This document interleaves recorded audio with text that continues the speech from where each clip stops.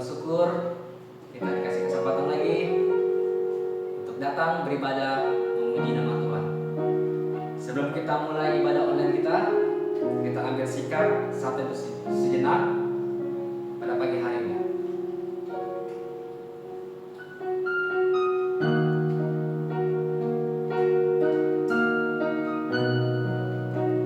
Pertolongan kita dalam ibadah ini adalah di dalam nama Tuhan Pencipta langit dan bumi, yang kasih setianya kekal dan yang tidak pernah meninggalkan buatan tangannya. Turunlah kiranya atas kita sekalian anugerah dan damai sejahtera dari Allah Tritunggal, Allah Bapa, Allah Putra, dan Allah Roh Kudus. Amin. Mari semua jemaat dengan segenap hati kita memuji tentang kebaikan Tuhan pada pagi hari ini. Kita akan ujian betapa ku bersyukur.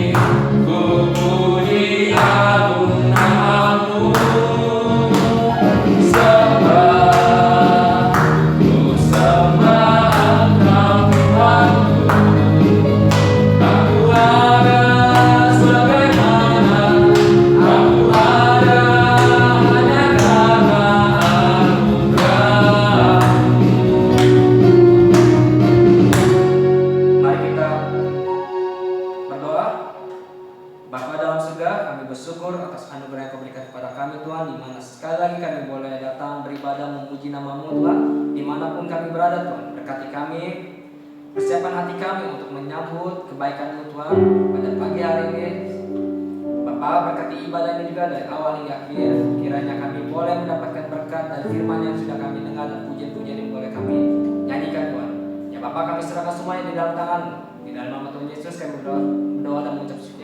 Amin. Next. Next, kita akan melanjutkan ibadah kita.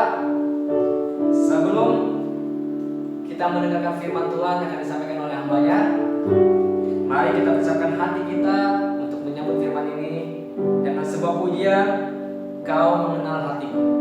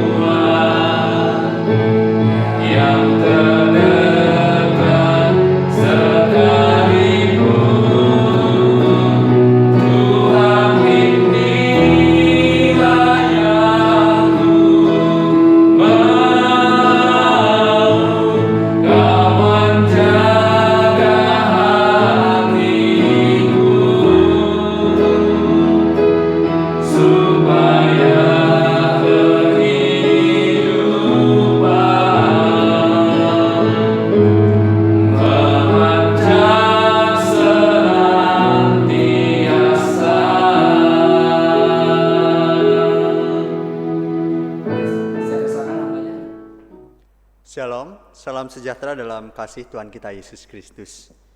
Bapak Ibu, mari kita sebelum merenungkan firman Tuhan, kita berdoa terlebih dahulu. Mari kita berdoa. Bapa Surgawi, terima kasih atas kasih anugerah-Mu terus berlimpah dalam hidup kami. Tuhan, kami akan merenungkan firman-Mu, biarlah Tuhan berbicara atas kami, dan biarlah setiap apapun yang kami renungkan, kami boleh bertumbuh iman kami di dalam Tuhan, dan kami boleh terus menghidupi firman Tuhan dalam kehidupan kami. Demi Kristus Yesus kami menyerahkan pemberitaan firman ini. Amin. Bapak Ibu, mari kita buka Alkitab kita dari 1 Petrus pasal yang kedua, ayat yang pertama sampai ayat yang ke-10. Saya akan membacakannya. Karena itu buanglah segala kejahatan, segala tipu muslihat dan segala macam kemunafikan, kedengkian dan fitnah.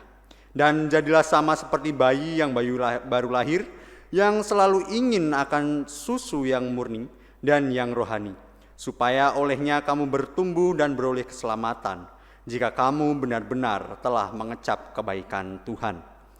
Dan datanglah kepadanya batu yang hidup itu, yang memang dibuang oleh manusia, tetapi yang dipilih dan dihormat di hadirat Allah. Dan biarlah kamu juga dipergunakan sebagai batu hidup untuk pembangunan suatu rumah rohani bagi suatu imamat kudus, untuk mempersembahkan persembahan rohani yang karena Yesus Kristus berkenan kepada Allah. Sebab ada tertulis dalam kitab suci, sesungguhnya aku meletakkan di Sion sebuah batu yang terpilih, sebuah batu penjuru yang mahal, dan siapa yang percaya kepadanya tidak akan dipermalukan. Karena itu bagi kamu yang percaya ia mahal, tetapi bagi mereka yang tidak percaya, batu yang telah dibuang oleh tukang-tukang bangunan telah menjadi batu penjuru, juga telah menjadi batu sentuhan dan batu sandungan. Mereka tersandung padanya karena mereka tidak taat pada firman Allah, dan untuk itu mereka juga telah disediakan. Tetapi kamulah bangsa yang terpilih, imamat yang rajani, bangsa yang kudus, umat kepunyaan Allah sendiri, supaya kamu memberitakan perbuatan-perbuatan yang besar dari Dia, yang telah memanggil kamu keluar dari kegelapan kepada terangnya yang ajaib. Kamu yang dahulu bukan umat Allah, tetapi yang sekarang telah menjadi umat-Nya. Yang dahulu tidak dikasihani, tetapi yang sekarang telah beroleh belas kasihan. Demikian jauh pembacaan firman Tuhan kita. Berbahagialah setiap kita yang bukan cuma mendengar, bukan cuma merenungkan, tetapi juga melakukan firman Tuhan dalam kehidupan kita hari lepas hari. Bapak Ibu, dalam kehidupan kita seiring dengan perkembangan teknologi yang semakin pesat, mungkin kita tidak asing dengan istilah ini, vlog. Ya, kita sering melihatnya di media-media sosial, kita juga sering melihat di berbagai IG misalkan, ada di Facebook, ada yang di YouTube, paling banyak kata vlog ini. Bapak Ibu, vlog ini adalah singkatan dari videolog, yang artinya adalah kisah hidup sehari-hari yang ditampilkan dalam bentuk video untuk menjadi konsumsi publik. Baik itu kisah hidup yang sangat penting, ataupun kisah hidup yang remeh-temeh sebenarnya. Bisa juga dibuat oleh orang yang terkenal, artis terkenal, tetapi bisa juga dibuat oleh rakyat jelata. Atau bisa juga dibuat oleh orang-orang dewasa. Bisa juga sekarang anak-anak bikin vlog, yang terkenal itu kata-katanya halo guys gitu ya. Paling banyak vlog itu diminati oleh orang sekarang ini Bapak Ibu. Dan setidaknya kita bisa mengambil beberapa bagian positif dari vlog ya.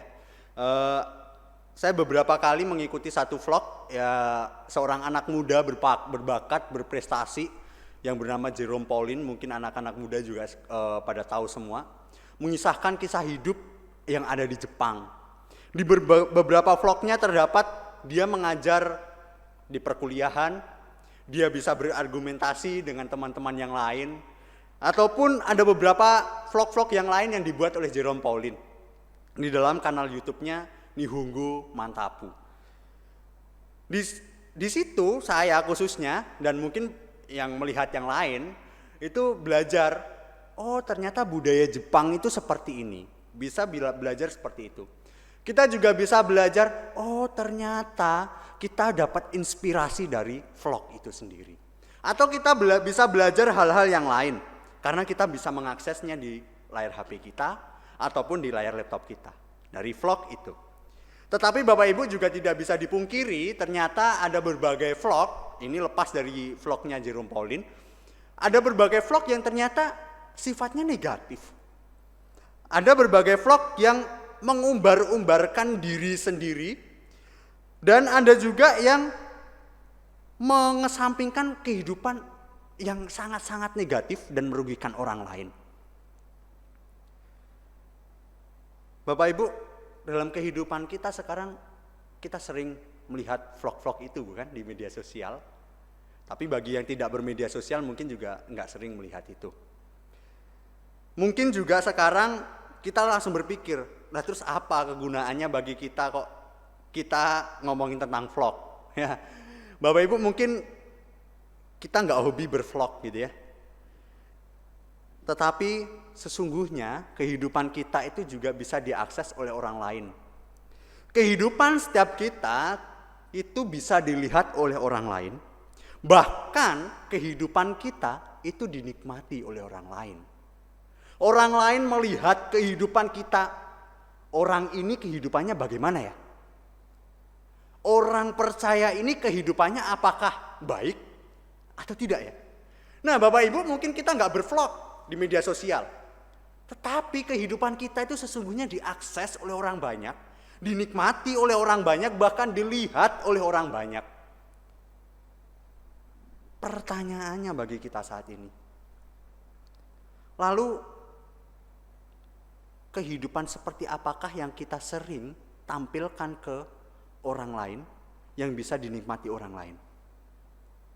Kehidupan seperti apakah yang kita berikan pada orang lain sehubungan dengan iman kepercayaan kita?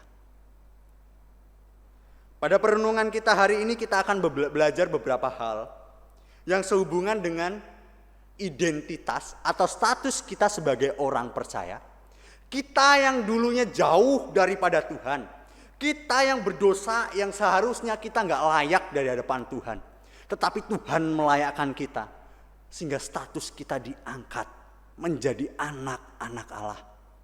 Ketika Tuhan mengangkat kita, kehidupan kita menjadi manusia yang baru. Kita meninggalkan manusia lama kita. Dan kita menjadi manusia yang baru. Dan identitas kita adalah orang percaya. Anak-anak Allah. Itu identitas kita. Lalu dari identitas itu kita akan belajar. Konsekuensi ketika kita mempunyai identitas itu apa? Khususnya ialah tindakan kita sebagai orang percaya. Apakah tindakan kita selama ini itu sudah mewujudkan bahwa kita sudah percaya atau tidak? Apakah kehidupan kita saat ini sudah menunjukkan apa yang Allah mau kepada kita? Atau malah sebaliknya? Setidaknya perenungan kita pada hari ini kita akan mengingat satu hal ini. Identitas kita sebagai orang percaya dan tindakan kita sebagai orang percaya itu apa? Sehingga bisa dinikmati oleh orang lain, orang di sekitar kita di tengah kondisi yang tidak kondusif ini.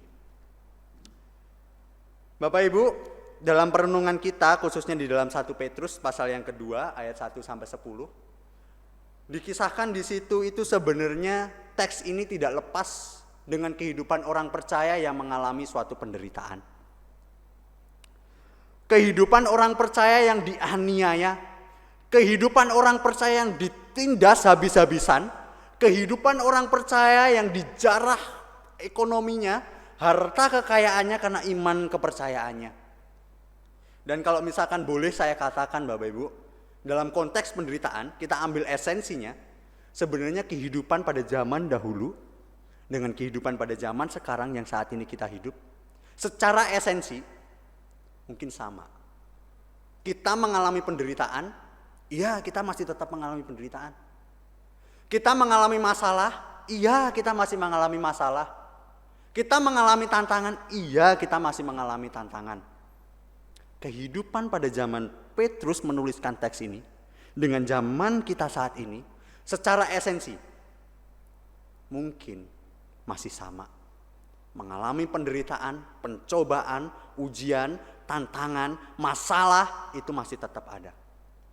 Dan itulah sebabnya kenapa kok Rasul Petrus memberikan surat ini kepada orang-orang percaya pada waktu itu. Setidaknya Rasul Petrus itu ingin bicara gini. Kamu yang mengalami pencobaan, kamu yang mengalami tantangan, kamu yang mengalami masalah, kamu yang mengalami beban berat, sekarang kamu harus ingat, ada dua hal yang harus kamu lakukan.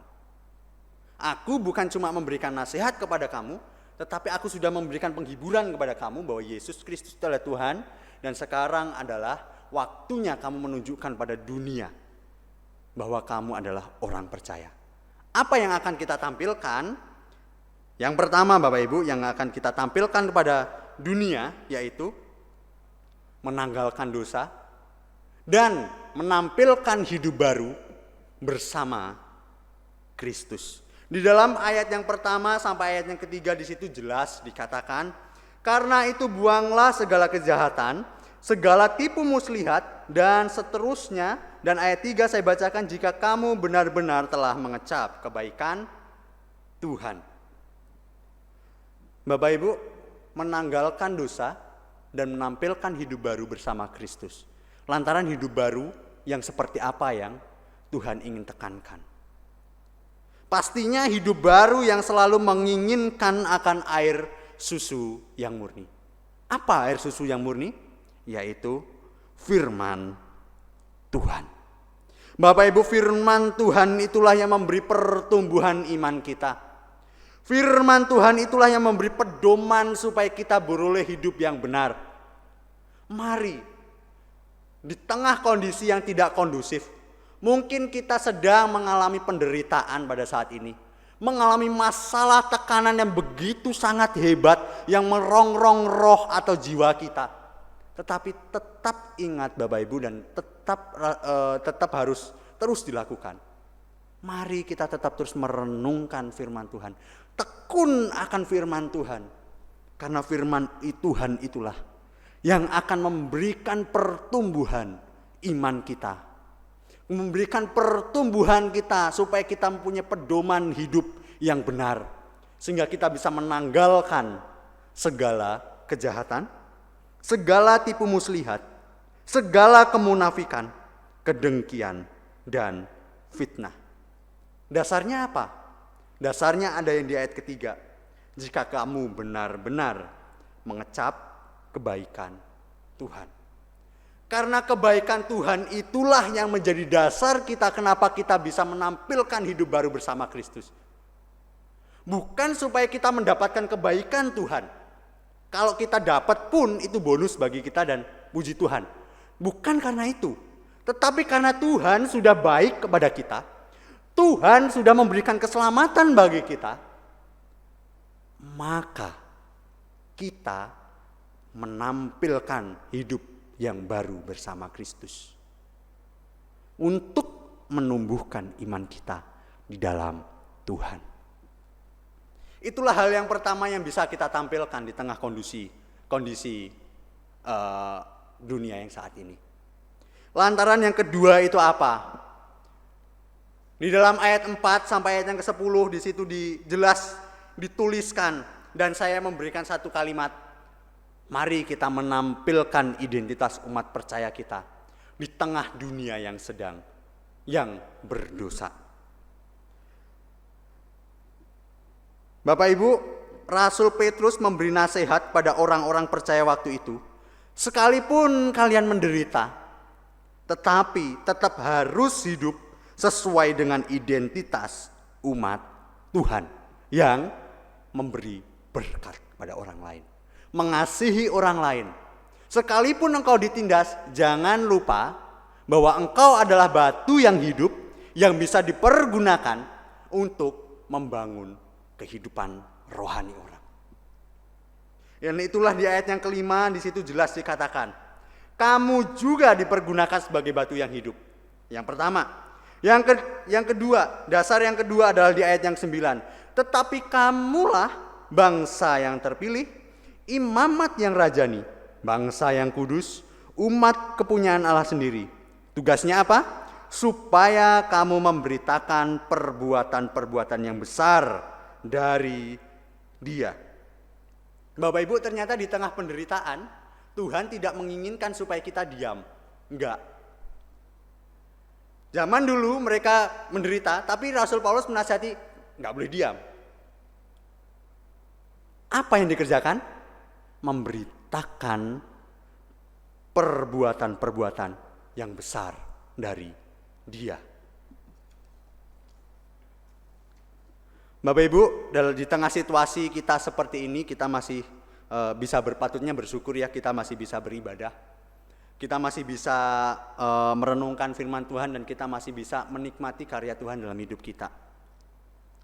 Kendati pun pandemik ini masih tetap terus, masih belum selesai secara tuntas.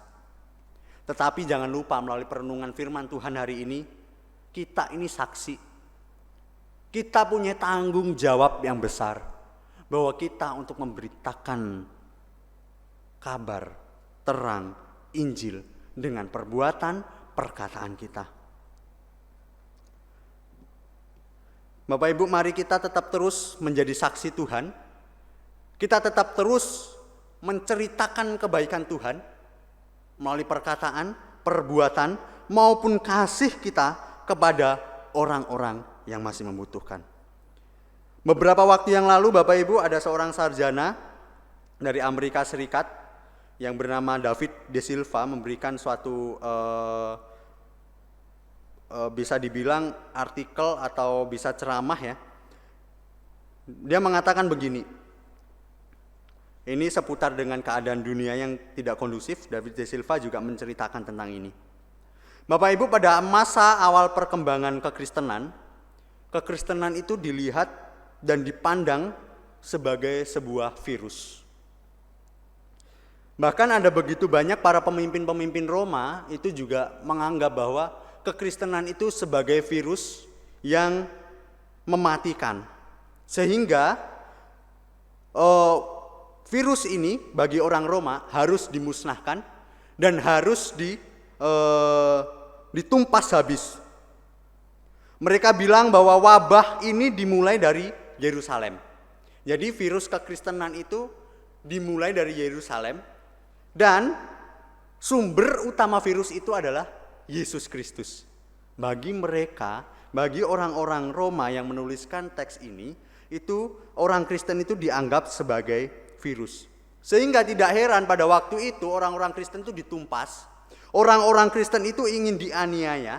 Orang-orang Kristen itu ingin dihabiskan dari muka bumi karena meresahkan banyak orang pada waktu itu. Tetapi ternyata kenyataannya tidak bisa hilang Bapak Ibu ya, virus ini, dalam tanda kutip virus kekristenan ini ya. Tidak bisa hilang bahwa kita sekarang pun kita terjangkit sama virus itu dalam tanda kutip, yaitu virus kekristenan. Dan kita bisa percaya kepada Tuhan dan ternyata tidak musnah dan tidak hilang kekristenan, malah tambah menyebar kemana-mana. Lalu David De Silva melanjutkan perkataannya itu begini. Mungkin di tengah wabah ini, di tengah pandemik ini, kita juga perlu mengingat kembali akan panggilan kita sebagai dalam tanda kutip itu virus yang menyebarkan ke orang lain. Bedanya apa Bapak Ibu?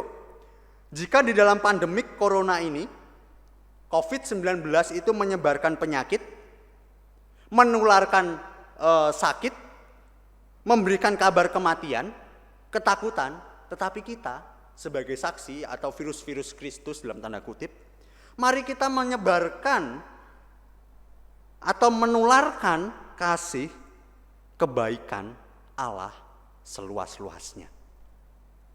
Yang dulu dipandang virus itu adalah suatu kekejian bagi bangsa Roma, tapi ternyata bukan.